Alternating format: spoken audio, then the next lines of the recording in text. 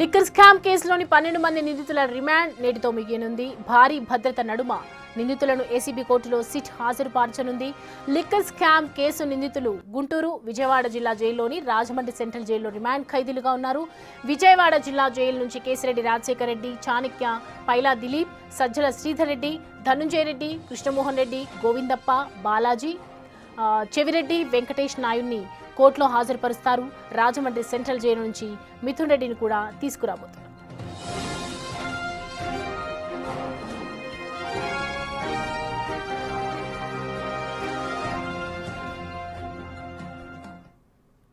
Right, liquor scam కేసుకు సంబంధించి మరి నిందితుల రిమాండ్ ముగియబోతుండటంతో అసలు ఎలాంటి డిసిషన్ తీసుకోబోతోంది, ఇప్పుడు మరి ఇంకా రిమాండ్ పొడిగిస్తుందా అనేది మాత్రం దాని గురించి అడిగి తెలుసుకుందాం. మా ప్రతినిధి శివ అందుబాటులో ఉన్నారు. శివ, ప్రస్తుతం రిమాండ్ రిపోర్ట్ పొడిగించే అవకాశాలు ఉన్నాయా? మరి ఏం జరగబోతుంది వాళ్ళ?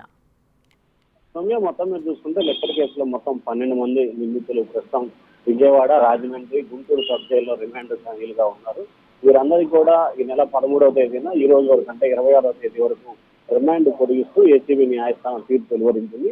కొద్దిసేపు క్రితమే రాజమండ్రి నుంచి మిథున్ రెడ్డిని, గుంటూరు నుంచి ఇద్దరిని, విజయవాడ సబ్ జైలు నుంచి 9 మంది, మొత్తం 12 మందిని కూడా విజయవాడ సబ్ జైలు నుంచి Rajahmundry sub jail, Guntur sub jail నుంచి కూడా విజయవాడ ఏసీబీ న్యాయస్థానానికి తీసుకురావడం జరిగింది. వీరందరినీ కూడా మరికొద్ది సేపట్లోనే న్యాయమూర్తి ఎదుట ప్రొడ్యూస్ చేయబోతున్నారు. వీరు 12 మందికి కూడా మరొక 14 రోజుల పాటు రిమాండ్ పొడిగించే అవకాశాలు కనిపిస్తున్నాయి. మరొక వైపు ఇప్పటికే చెవిరెడ్డి భాస్కర్ రెడ్డికి సంబంధించి కావచ్చు, మిగిలిన వ్యక్తులకు సంబంధించి కావచ్చు, రకరకాల పిటిషన్లు ప్రస్తుతం ఏసీబీ న్యాయస్థానంలో పెండింగ్ లో ఉన్నాయి. కొంతమందికి ఇంటి నుంచి భోజనం కావాలని, మరికొంతమందికి రెగ్యులర్ బెయిల్ ఇవ్వాలని చెప్పి, మరికొంతమందికి హెల్త్ కి సంబంధించి చికిత్స చేయించుకునేందుకు బెయిల్స్ కావాలని చెప్పి కూడా రకరకాల బెయిల్స్ అక్కడ పెండింగ్ లో ఉన్న పరిస్థితి కనిపిస్తా ఉంది. మరొక వైపు చెవిరెడ్డి భాస్కర్ రెడ్డిని వర్చువల్ గా ప్రవేశపెట్టే అవకాశం ఇవ్వాలని చెప్పి నిన్న విజయవాడ ఏసీబీ న్యాయస్థానంలో పిటిషన్ వేశారు. అయితే న్యాయస్థానం మాత్రం ఆ పిటిషన్ ని డిస్మిస్ చేసింది. ఎందుకంటే చెవిరెడ్డి భాస్కర్ రెడ్డి ప్రతిసారి రిమాండ్ ఊడి న్యాయస్థానానికి హాజరైన ప్రతిసారి కూడా ఏసీబీ న్యాయస్థానం ఎదుట హల్చల్ చేస్తున్న పరిస్థితి కనిపిస్తా ఉంది.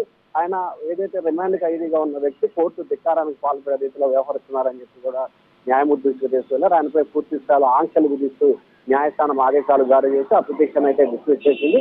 మరొక 14 రోజుల పాటు అంటే ఈ రోజు నుంచి మరొక 14 రోజుల పాటు ఈ 12 మంది నిందితులకి రిమాండ్ పొడిగించే అవకాశాలు కనిపిస్తా ఉన్నాయి. సౌమ్య, అదే శివ, దీనికి సంబంధించి ఒకవైపు సిట్ కూడా దీని వాదన వినిపించే అవకాశాలు ఉన్నాయి రిమాండ్ పొడిగింపుకు సంబంధించి. అంటే ప్రస్తుతానికి సంబంధించి వీరందరికీ రిమాండ్ పొడిగించాలనేది సిట్ ఆలోచనగా కనిపిస్తా ఉంది. ఎందుకంటే కేసు కీలకమైన దశలో ఉంది. వీరెవరికైనా సరే బెయిల్ గనక మంజూరు చేస్తే ఖచ్చితంగా సాక్షులను ప్రభావితం చేసే ప్రమాదం ఉంది. కాబట్టి ఎవరికి బెయిల్ ఇవ్వకూడదు, ఖచ్చితంగా వీరందరికీ రిమాండ్ పొడిగించాలని చెప్పి కూడా సిట్ కోరే అవకాశం కనిపిస్తా ఉంది. ఎందుకంటే ఇప్పటికే 2 ఛార్జ్ షీట్లను ఏసీబీ న్యాయస్థానంలో సిట్ అధికారులు ప్రొడ్యూస్ చేశారు.